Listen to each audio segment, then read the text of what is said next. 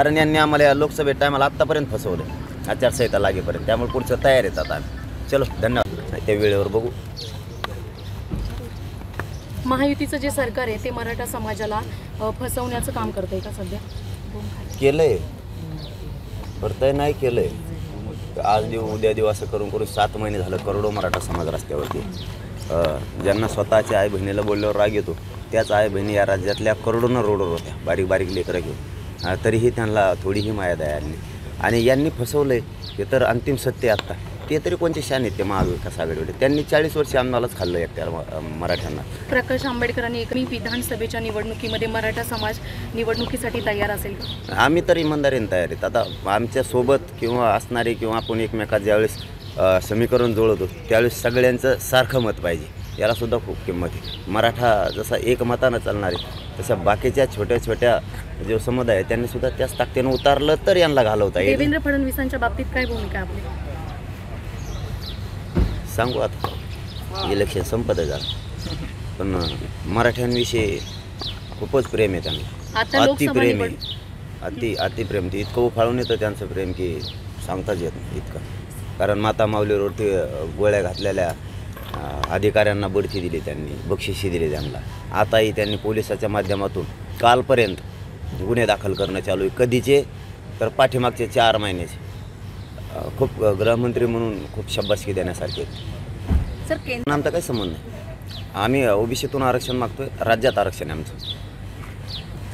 आता आमचंच आल्यावरच आम्हाला मिळणं असं म्हणायचं. धनगरांना पाहिजे असलं तर त्यांचंच यायला पाहिजे.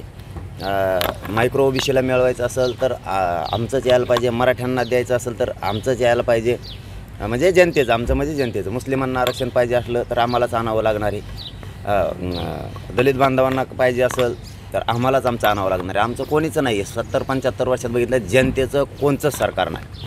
सध्या लोकसभेची निवडणूक चालू आहे. या लोकसभेच्या निवडणुकीमध्ये मराठा समाजाचा प्रभाव कसा असेल? दिसेल ना त्यांना आता, दिसेल. म्हणून मी नाही आहे याच्यात. त्याच्यामुळे त्याचं उत्तर आता मला देणं अवघड आहे. कारण मी त्याच्यात नाही आहे. मी सांगताना सांगितलं की समाजाच्या हातात आहे. समाजानं मात्र एक करायचं आहे. पाडण्यासुद्धा विजय उभा राहून स्वतःचा स्वार्थाचं लालची बांधण्यापेक्षा कुठं मला निवडून यायचं किंवा असं काय करायचं, खोटं बोलायचं, समाजाच्या आंदोलनाचा फायदा घ्यायचा, कुठं अपक्ष उभं राहायचं, काही नाटकं करायची, यापेक्षा पाडण्यासुद्धा लय मोठा विषय. पाडा. अशोक चव्हाण यांना देखील मराठा समाज विरोध करतोय. त्यांचा आता धंदाच आहे पहिल्यापासून. आज थोडंच आहे नवीन. ते सत्तेत असले की आरक्षण देत नाही, तर सत्तेतून गेले की आमच्याकडून बोलत होते म्हणजे आंदोलनाकडून.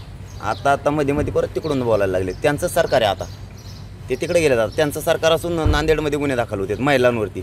लातूरवरती सुद्धा आता मला वाटतं 4 दिवस झाले तिथल्या महिलांचा फोन आला होता की तिथल्या 100 महिलांवरती गुन्हे दाखल झाले. एक महिला त्यातली तडीपार केली. तडीपार ही देशातली पहिली घटना असेल. अशी सत्ता आहे गृहमंत्र्यांची. मराठा यावेळेस 100% मतदान करावं. त्यातल्या त्यात मराठ्यांनी तर 100% करावं. कोणाला करायचं काय तो तुमचा अधिकार आहे. मी म्हणणार नाही तुम्ही याला करा त्याला करा, कोणाला करा, पण इतक्या ताकदीनं पाडा की इथून पुढं मराठ्यांच्या मताची किंमत केली पाहिजे, मराठ्यांच्या मताची भीती वाटली पाहिजे. जर नाही दिलं तर पुढच्या विधानसभेच्या टायमाला समाजासोबत मी सुद्धा आहे. यावेळेस मात्र मी कधीच खोटं वागत नाही. अंधारातून याला उजाडतून त्याला मी कधीच असं डुप्लिकेटपणा नाही करत. त्यामुळे आता कोण येणार कोण नाही येणार हे समाजाला जास्त माहिती आहे. परंतु समाज राईट कार्यक्रम करा. कारण पाडण्यासुद्धा खूप मोठा विजय. पाडणारे पाडावी आणि देणारे पण बना पुढं. देणारे बनल्याशिवाय पर्याय नाही. धन्यवाद. विधानसभेच्या